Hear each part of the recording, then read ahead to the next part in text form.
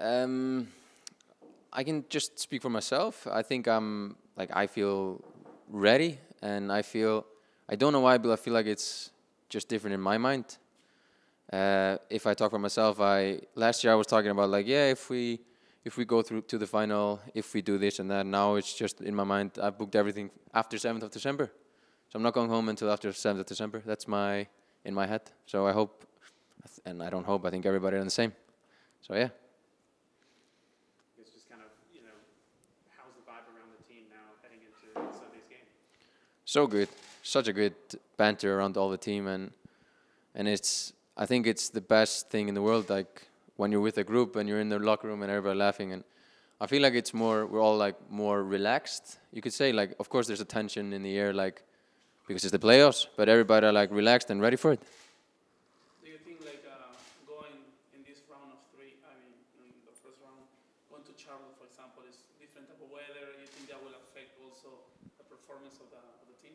No, I'm from Iceland. It's not going to affect me at all. It's probably going to be good weather. I don't know with the guys who only know the sun, but I think in the playoff, you don't matter if it's sun or if it's snowing or if it's rain. You just go there and you want to try to do the best you can. How important is it to have the home field advantage for this first round to be able to play the first game here at home against Charlotte? So important. We talked about it.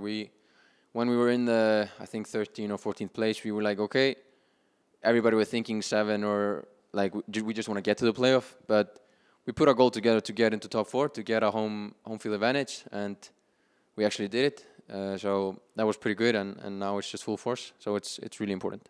When you were in 14th place, were you ever concerned, hey, we're not gonna come out of this? No, never, because we had the same thing happen last year, where we were like struggling a little bit, and I felt like we just needed a little bit of a time all to glue together. Like with the new players coming in, it always takes a little bit of a time to adjust for them and for us as a team. So as soon as everything clicked, we became one of the best teams in MLS.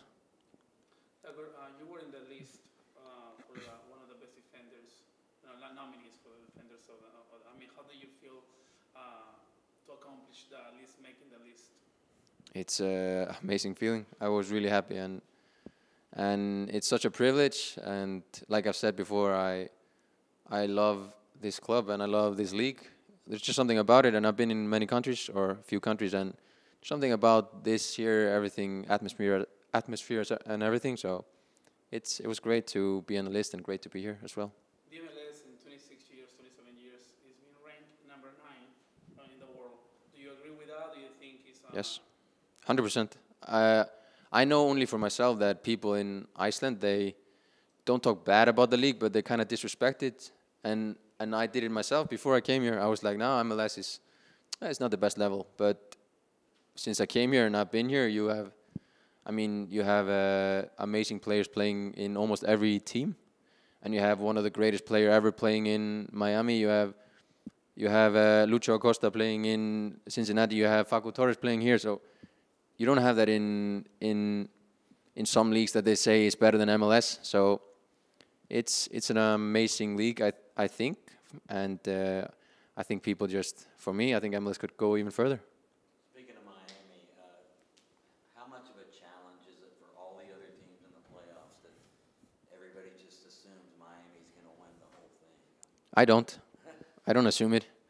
I don't think any other team assumes it. We just think, we think we're going to win it. We're going to try to win it, and we're going to try to do it the best we can. So I don't know if people assume that Miami are going to win. It's fine with us. It's good for us. More pressure on them, so it's fine.